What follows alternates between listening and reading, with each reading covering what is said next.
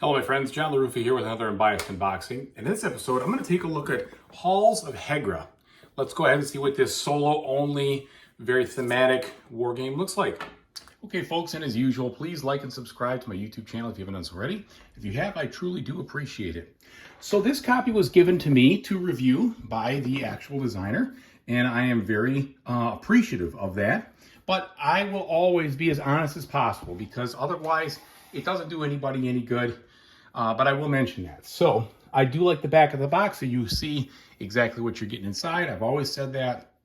I like you see some of the components, and it has definitely a a thematic look to it. So this game was one that I looked at, but just never pulled the trigger on. And when I got the opportunity to review it, I was very excited because it would have been one that I would have eventually probably turn my attention to regardless. All right.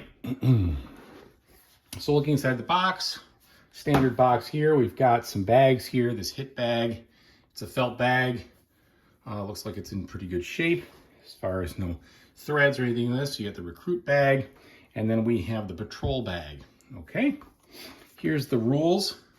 I've seen people talk about the rules being fine. I've seen people talk about the rules being a challenge. I haven't read them yet.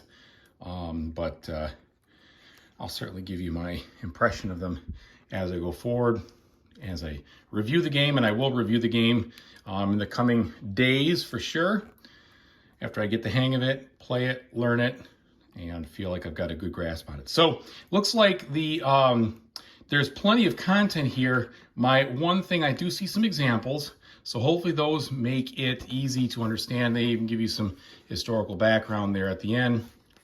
And then the player aid, which is key. Hopefully that is very, self-explanatory and helps you kind of whip through the game. All right, so we have the tokens now here. We've got that medium thickness cardboard. We have like a little attack board here and a mobilization board. So definitely has the feel of kind of an old-timey map with the, rustic looking paper, etc. All right, wooden components here. We've got the screen printing on them. They look pretty solid. We've got some cubes, standard cubes there, plus what looks like a shovel maybe. A couple of shovels. I'm gonna guess that's what that is. And then our troops, which are also wood here.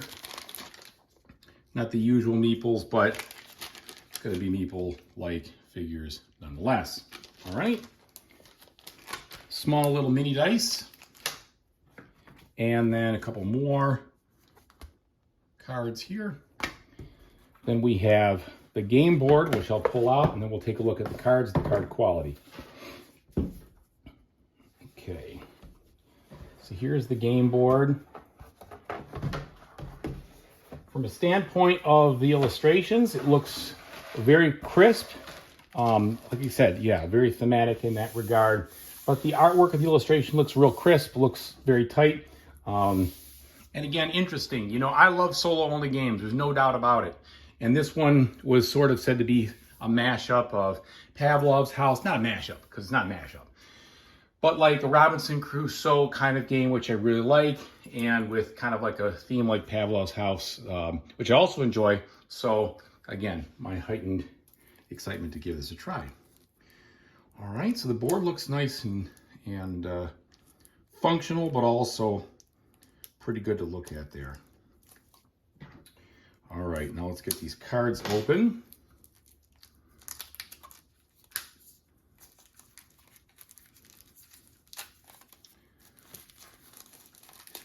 Okay, how are the quality here? So we have smooth textures on there, nothing there, and they're a little bit thin.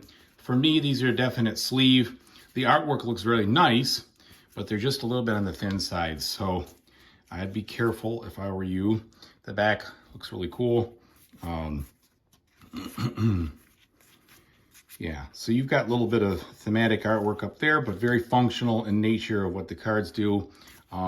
People are saying that the icons were rough. I've played a lot of challenging games with icons these days. Actually, no, I'm sorry. Pardon me. I'm thinking of something different.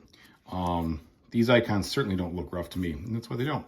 So they should be just fine. All right, so definitely got a lot of different things going on here. There's different categories of the game. So all these cards, and then I say categories, I meant like the stages of the game, because I think that this game kind of takes place in different stages. All right, and then you've got some other cards here, these morale cards.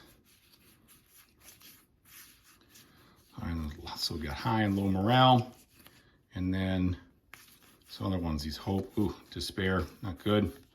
All right, so I'm very much looking forward to giving this one a learn, and then when I do, after I feel like I've got enough under my belt, I will certainly share my thoughts on this solo experience. So thank you so much for watching. I really appreciate it.